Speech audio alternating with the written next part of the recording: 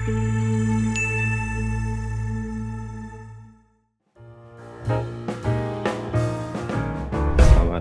pagi untuk semuanya. Selamat eh, terima kasih atas undangannya. Di sini saya coba untuk membahas tentang ya potensi dan prospek electric vehicle untuk tercapainya net zero emission di Indonesia. Em, Mungkin sedikit dari saya memang engineer, tapi di sini mungkin karena eh, pengembangan mobil tidak melulu tentang electric vehicle, jadi sebenarnya memang eh, di sini saya banyak juga melakukan proyek-proyek yang saya lakukan selama ini tidak ada kaitannya dengan EV ya. Jadi informasi ini lebih ke karena interest saya dan di apa namanya sehari-hari aja gitu. Jadi em, sejauh ini mungkin lebih ke pengembangan EV ini memang sudah cukup banyak dilakukan ya di negara-negara yang cukup berkembang. Sebenarnya mungkin terkesan pengembangan EV ini baru ya, tapi em, sebenarnya sudah cukup lama, dari tahun ya 1900-an, cuman karena waktu itu ada oil boom ya, jadi agak apa agak terlupakan gitu, jadi tidak terpilih. Uh, ya, mungkin yang saya mau ada dua bagian. Yang pertama kita ngeliat dulu gimana sih perkembangan di Jerman ya. Em, di sini memang yang pertama saya mau menampilkan jumlah mobil yang ada di Jerman. Di sini memang em, lebih ke memang awalnya dari tahun 2008 itu memang sudah ada. Dia awalnya memang cukup eh, lambat ya naiknya gitu ya, bisa dibilang. Jadi mungkin kalau bisa dilihat di gambar yang sebelah kiri, jadi em, ini karena memang orang Jerman itu cenderung eh, apa ya, dia tidak bisa kurang bisa percaya dengan sistem yang baru gitu. Jadi ya eh, dia nggak bisa oh ya begitu aja langsung ganti gitu. Cuman mungkin kalau di sini bisa dilihat di tahun 2019, 2020 dan sampai 2023 itu em, cukup naik karena di sini adanya subsidi dari pemerintah gitu. Dan subsidinya ini nggak main-main ya. Itu lumayan, bisa waktu itu mungkin sampai 9.000 euro. Jadi kalau dari harga mobilnya ya mungkin 50.000, jadi ya cukup lumayan ya diskonnya gitu. Jadi em, mungkin dari diskon itu cukup bisa banyak membantu penjualan dan ya, implementasi gitu. Nih kalau bisa dilihat di gambar yang sebelah kanan, jadi di sini em, kelihatan kalau mungkin bisa dilihat di grafik yang warna eh, grafik yang warna kuning ya. Mulai Januari itu sangat turun sekali ya. Mungkin di tahun sampai di tahun 2023 di sini masih bisa di atas diesel. em, Memang bensin masih mendominasi ya. Cuman di sini bisa dilihat yang grafik sebelah kanan yang warna kuning ini jadi jauh lebih turun karena subsidinya mulai tahun 2024 tidak ada lagi. Itu jadi ya kalau dihitung-hitung memang mungkin jatuhnya lebih mahal. Walaupun di sini eh, eh, masih ada, cuman ya mungkin masih hanya beberapa orang aja gitu ya. Em, di sini mungkin juga bisa dilihat kalau em, mobil hybrid juga plug-in hybrid itu juga cukup banyak. Em, tapi persentualnya tidak sebesar electric vehicle. Jadi kita bisa lihat di slide selanjutnya.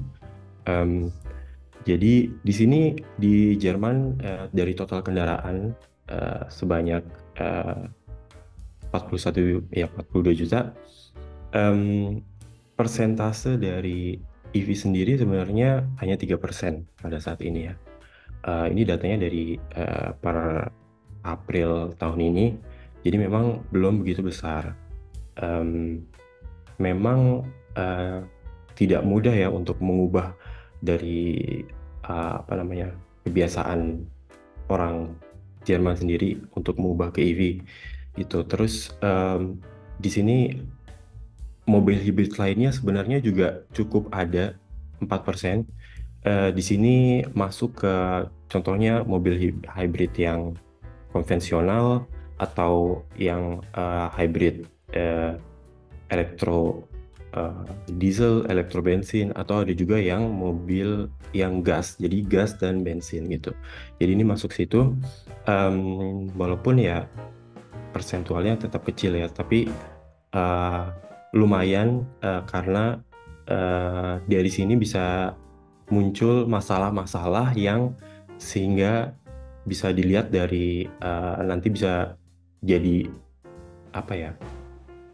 Bisa jadi pelajaran untuk negara lain, masalah apa sih yang biasanya muncul gitu. Ya. Selanjutnya mungkin ini ada ya, ini contoh stasiun pengisian di Jerman. Tesla banyak buka stasiun pengisian sendiri, malah dulu Tesla termasuk salah satu yang pionir ya di Eropa. Di bawah ini ada stasiun dari NBW, itu dia mulai gencar juga di Jerman. Mungkin jadi kalau di sini sedikit overview, kalau di Jerman itu perusahaan listrik itu ada banyak. Jadi kalau misalkan kita di rumah, kita bisa langganan listrik dari mungkin ada lebih dari 10 perusahaan listrik yang bisa kita daftarkan gitu. Jadi di sini juga harga listrik yang dijual di umum itu sangat bervariasi sekali. Mungkin sebagai gambaran, misalkan Tesla bisa jual tanpa membership mungkin 60 sen, dengan membership 50 sen, atau nanti kalau mobilnya mobil Tesla, dia harganya hampir sama kayak membership atau lebih murah lagi gitu. Jadi mulai seingat saya 2 tahun terakhir Tesla diwajibkan oleh EU untuk membuka charging stationnya juga untuk kendaraan elektro yang lain gitu. Jadi ya lumayan. Di samping itu untuk harga juga cukup bersaing ya dibandingin yang lain. Jadi harganya juga apa ya, nggak mudah juga ditentukan, misalkan. Jadi tergantung dengan kita punya account dari mana gitu. Jadi misalkan saya ini untuk di luar Tesla ya. Jadi misalkan di charging station punya NBW yang ada di bawah ini, saya punya langganan kartu dari kartu contohnya Stadtwerke Stuttgart. Saya mau charging di NBW, mungkin biayanya 70 sen. Tapi kalau saya pakai kartu dari NBW, biayanya 59 sen. Misalkan ada orang dari luar Jerman, dia ada kartu langganan yang lain, mungkin harganya bisa 1 euro, atau mungkin harganya juga bisa lebih murah, 35 sen. Jadi harganya ini memang sangat bervariasi sekali ya untuk di luaran gitu ya. Jadi di sini ada saya coba perbandingan aja gitu ya, kasar gitu ya. Kalau misalkan kita ngisi listriknya di umum, kalau rata-rata mungkin 60 sen gitu ya, konsumsi listriknya konsumsi ya mobilnya kira-kira 20 kWh gitu kan. Jadi biayanya mungkin di sini kalau bisa dilihat agak nggak jauh beda dengan bensin gitu ya kalau untuk sekarang ini. Karena beberapa waktu lalu sempat juga di Jerman adanya kenaikan harga listrik karena pembangkit listrik yang bertenaga nuklir itu dimatikan. Jadi eh, di Jerman pun juga eh, belum begitu banyak juga sebenarnya untuk renewable energinya, mungkin di kisaran 40% gitu ya. Jadi ini mungkin kalau perbandingan aja ya, maka dari itu banyak orang yang masih memilih ke mobil diesel gitu. Karena dari segi harga juga agak, jadi biasanya kalau harga mobil berbahan bakar bensin itu biasanya paling murah, terus habis itu diesel, habis itu mobil elektrik. Nah, seperti itu ya. Selanjutnya ya, ini mungkin ada beberapa isu tadi di Jerman. Subsidi mungkin pada awalnya cukup menaikkan jumlah mobil yang ada di Jerman ya. Cuman uh, ini menurut saya pribadi tidak um, tidak bisa untuk jangka panjang gitu, karena memang orang yang bisa membeli mobil listrik kan orang yang cukup berpenghasilan menengah ke atas gitu ya. Jadi tentunya kita juga mendapatkan subsidi dari hal yang lain, cuman em, mungkin ini jadi memang seperti privilege gitu ya untuk orang-orang tersebut gitu. Terus ada use case-nya kurang sesuai di sini. Banyak orang Jerman yang dia lebih memilih nyetir misalkan langsung 300 km gitu ya. Mungkin kalau di sini 300 km itu kalau jalannya kosong ya mungkin bisa 3 jam gitu kan. Jadi em, untuk kapasitas mobil yang mungkin harganya agak cenderung di bawah itu 300 km pasti dia harus berhenti, harus ngisi gitu kan. Jadi mungkin ini yang bikin orang di Jerman ini agak apa ya, agak enggan untuk pindah ke sana gitu.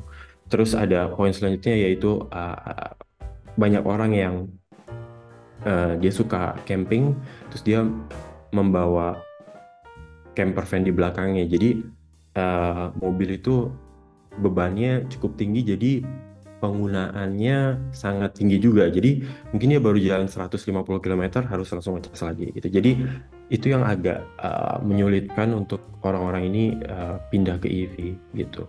Terus di sini kan juga musim panas, musim dingin ya.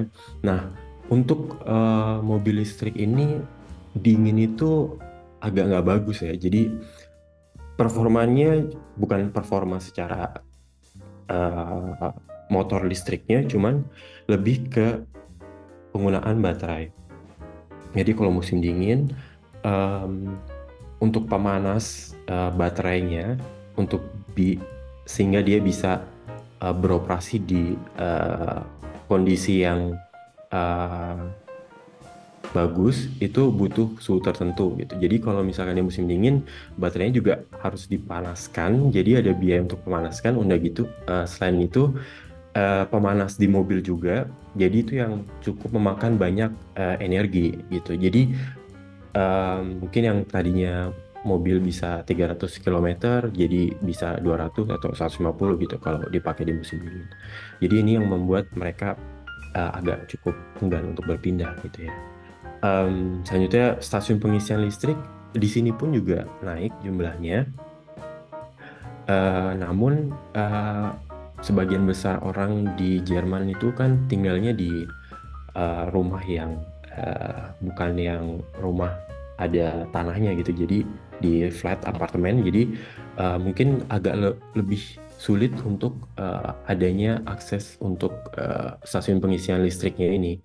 Itu mungkin kalau di rumah bisa tarik kabel gitu kan, worst case, atau bisa pasang wallbox sendiri gitu kan untuk rumah. Nah kalau misalkan di apartemen harus izin ke apartemennya, dan itu nggak mudah. Belum tentu juga orangnya punya parkir di garasi di bawah. Biasanya juga mungkin dia parkir di jalan gitu. Jadi em, nggak nggak terlalu banyak gitu, tapi sebenarnya masih bisa dilakukan gitu ya. Terus harganya mahal, jadi harga di awalnya mahal. Jadi orang mikir investasinya agak berat di awal ya. gitu. Terus beberapa waktu lalu sempat ada isu mengenai servis, tapi bukan berarti eh, mobil-mobil listrik ini itu cepat rusak ya. Jadi em, ada beberapa juga yang contohnya ada kecelakaan gitu ya, terus dia butuh spare part. Nah, beberapa tahun terakhir ini mungkin spare partnya itu tidak semudah mobil-mobil bensin pada umumnya gitu. Jadi ini juga uh, menjadi isu Eropa juga karena em, pabrikan mobil itu hanya banyak yang lebih menjual mobilnya secara utuh gitu dibandingkan dengan keadaan si servisnya itu tadi gitu. Jadi misalkan oh ya ininya rusak, oh ya gantinya nunggu barangnya 1 bulan 2 bulan gitu misalkan. Jadi ini yang bikin orang agak enggan gitu kan, jadinya agak menurun juga kayak. Terus harga jual kembalinya karena itu tadi, jadi harganya sangat fluktuatif sehingga terkadang di sini orang membeli mobil juga untuk investasi sehingga eh, kurang atraktif gitu ya. Jadi eh, sedikit sekali orang Jerman yang mungkin bisa mobil sampai 7 tahun, 10 tahun gitu ya. Eh, jadi eh, mungkin use case-nya agak kurang. Di sini eh, orang banyak juga yang leasing kendaraan. Jadi hanya 2 tahun, 4 tahun, habis itu nanti langsung balik lagi ke bank atau ke penjualnya. Nah, karena harga jual kembalinya ini tadi cukup rendah atau sangat fluktuatif, jadi biaya leasing ini cukup tinggi gitu ya di awal. Jadi mungkin ini yang agak cukup menyulitkan. Eh, untuk masalah pajak kendaraan di sini sampai 2030 itu eh, pajaknya nggak ada dibandingkan dengan mobil-mobil yang lain gitu ya. Bisa sampai kalau mobil hybrid sepengetahuan saya mungkin bisa 100 euro per tahun. Tapi mungkin kalau mobil di atas 2000 cc bisa di atas 200 euro 1 tahun ya gitu. Tapi sebenarnya orang tidak tetap mikir lagi gimana caranya negara tetap ada penghasilan gitu. Jadi kalau misalkan jangan lupa juga kalau negara itu kan mendapatkan penghasilan dari pajak. Kalau misalkan dari EV pajaknya rendah gitu, jadi negara akan ada kehilangan pajak nih gitu. Juga tadi kan pajak dari nggak pajak kendaraan aja, pajak bensin juga di sini kan harganya ya sebenarnya 1,8 euro per liter itu banyak di pajaknya juga gitu. Jadi kalau misalkan orang lari ke listrik, pajak pendapatan negara dari pajak ini hilang juga gitu. Terus servis yang cukup kurang atau cukup lebih sedikit ya itu jadi mungkin dealer atau bengkel bisa um, ada pengurangan pendapatan kan dari situ. Jadi ya ini isu-isu yang muncul ya di Jerman gitu. Um, Mungkin selanjutnya gimana sih kalau di Indonesia? Um, saya mencoba melihat dari uh, gimana sih di Indonesia ya. Mungkin banyak hal yang sudah dipaparkan oleh Pak Faiz. Em, di sini dari sumber listrik Indonesia, mungkin ini datanya dari IEA juga. Sebenarnya sangat sayang sekali ya di kita solarnya itu masih sangat sedikit. Cuma kita lihat saja nanti eh, untuk kedepannya seperti apa.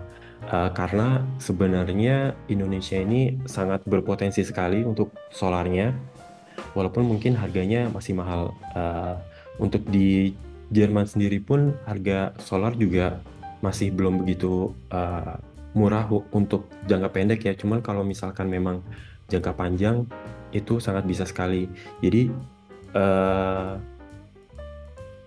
di Indonesia kan potensinya karena orang-orang juga lebih banyak punya rumah ya. Jadi kalau use case-nya listrik dari solar cell, eh, terus masuk ke mobil elektro, jadi mungkin harganya bisa lebih ditekan lagi gitu. Jadi em, saya lihat ya potensinya sangat besar sekali ya di Indonesia gitu. Nah ini kita lihat eh, dari realisasinya, sumber listrik Indonesia ini mungkin ya cukup baik ya, bisa dilihat. Eh, eh, Ya, mungkin masih ada sekian persen yang missing gitu ya. Cuman em, yang penting kita menuju ke sana gitu ya. Jadi kalau memang target tidak tercapai, atau mungkin dari slide-nya Pak Faiz sebelumnya agak udah sama gitu kan dari CO2-nya. Jadi em, mungkin ya kalau orang bilang ya kita target harus setinggi mungkin ya gitu. Jadi yang penting jalan terus gitu ya, continually uh, ada perbaikan ke sana. Karena di sini sumber listrik ini untuk EV ini sangat penting, karena di sini juga, di Jerman juga penggunaan coal-nya juga masih ada. Jadi banyak orang-orang dari Greenpeace di sini yang agak tidak setuju dengan ya mobil listrik atau apapun itu, karena ya listriknya masih belum uh, renewable energy gitu. Jadi masih belum green, tapi penggunaannya banyak mendapatkan privilege gitu. Jadi mungkin ini cukup penting ya gitu. Nah, di sini juga ada uh, standar emisi Euro ya. Jadi mungkin kalau kita sekarang lihatnya ke EV gitu, itu udah cukup jauh, sangat jauh ke depan. Jadi sebenarnya ada juga standar emisi Euro yang bisa diterapkan. Jadi sebelum kita masuk ke EV gitu kan, jadi ada mau di apa ya, mau dikemanakan ini mobil-mobil bensin yang sudah ada, atau mobil diesel yang masih akan baru masuk gitu ke sini gitu. Di sini saya melihat sayangnya standar Euro ini masih belum cukup baik diterapkan ya di Indonesia. Mungkin di sini bisa lihat di Indonesia itu masih di Euro 4 gitu. Untuk bensin mungkin mobil baru dari 2018, tapi untuk mobil diesel 2022, di mana negara-negara Asia lain ini udah cukup lebih advance dari Indonesia gitu. Jadi em, saya melihatnya sekarang ini kita negara, mungkin memang ini agak tipikal negara berkembang ya. Mungkin ini advantage atau disadvantage juga. Em, Mungkin kalau kita langsung lompat ke EV itu mungkin akan sulit gitu. Jadi mungkin bisa coba apa namanya, difikirkan apakah kita mau langsung lompat ke EV atau kita bertahap sampai 2060 gitu kan. Jadi ini sebenarnya menurut saya adanya pemberlakuan standar emisi Euro ini bisa untuk membantu juga untuk ke sana gitu. Jadi mobil diesel atau mobil bensin yang dijual di Indonesia harusnya bisa lebih ramah untuk kan disambi dengan adanya mobil EV gitu. Ya, nah selanjutnya ya mohon maaf ini agak sedikit bahasa Jerman, cuman mungkin bisa masih dimengerti ya. Jadi sebenarnya banyak ya, nggak harus mobil yang pure elektrik, pure dengan baterai gitu ya.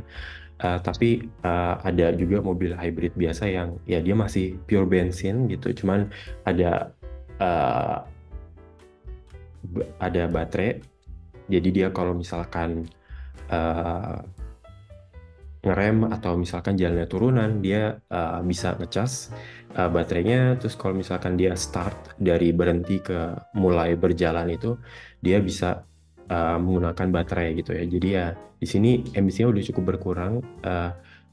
Contohnya Prius atau Toyota, Honda Insight, atau mungkin di Indonesia sekarang sudah banyak juga Innova atau Camry yang hybrid ya.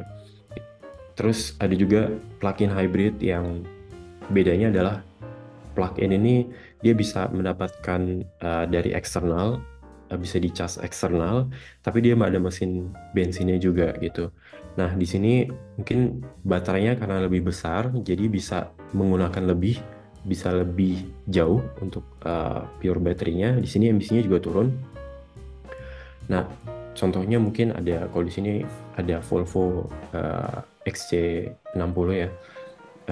Atau misalkan banyak mobil Mercedes juga yang udah plug-in hybrid. Mohon Nah, maaf, Kak Nara, waktu ya, tinggal 4 menit lagi. oh ya, terima kasih. Terus ada range extender, mungkin ada kalau di Indonesia mungkin ada Nissan e-Power gitu. Terus ada ya di sini mungkin kelebihannya adalah kelebihannya adalah kita masih kalau just in case masih bisa pakai bensin ya. Cuman kalau misalkan di situ dia harus bawa dua mesin nih, gitu. Harus bawa baterai, mesin listrik, mesin ICE juga. Jadi mungkin sebenarnya kurang efektif gitu. Ada juga hidrogen di sini yang uh, mungkin sulitnya adalah implementasi stasiun bahan bakarnya gitu ya. Jadi stasiun bahan bakarnya mungkin agak lebih sedikit. Jadi seperti ayam dan telur ya, yang mana yang duluan gitu. Jadi di sini juga nggak terlalu mudah, penjualannya juga nggak terlalu besar di Jerman gitu. Ya, mungkin ini ada kayak contoh biaya listrik. Mungkin rekan-rekan lebih tahu ya. Di sini mungkin saya mengambil harga untuk listrik rumahan, tentunya sangat jauh beda ya dari segi harga gitu. Jadi em, sangat bisa efektif sekali sebenarnya. Eh, nextnya, nah ini bisa dilihat dari sosial dan kulturnya. Jadi kalau kita, mungkin saya banyak cerita tentang use case dibandingin tekniknya, karena sebenarnya sosial itu juga ada gimana cara kita mengimplementasikan hal ini itu juga penting gitu. Apakah bisa diterima masyarakat atau enggak? Nah itu bisa cukup penting gitu. Jadi di Indonesia kan banyak lebih murah ya, lebih banyak orang lebih tinggal di rumah. Jadi orang bisa ngecas di rumah gitu ya. Terus umur pemakaiannya mungkin lebih banyak, lebih lama karena mungkin orang Indonesia lebih kayak beli mobil ya untuk 5 tahun, 10 tahun gitu ya. Terus penerimaan teknologi baru itu cukup baik ya di Indonesia.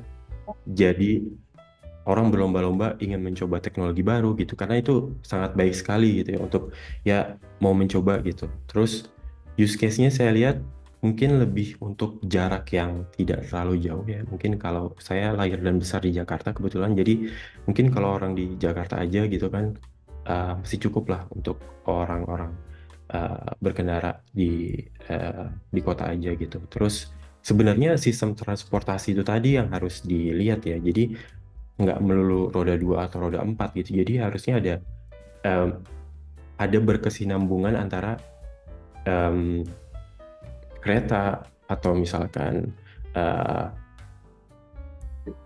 LRT seperti di Jakarta ada MRT, ada bus gitu. Jadi gimana caranya kita melihat ini tuh sebuah sistem transportasi tidak melulu hanya memikirkan oh ya kita harus ganti mobil roda 2 ke electric vehicle, tapi gimana cara melihat orang em, menggunakan transportasi umum di mana penggunaannya bisa lebih massal gitu ya. Em, ya mungkin selain roda 2 dan roda 4 gitu kan banyak ada hal-hal lain yang bisa dielektrifikasi juga.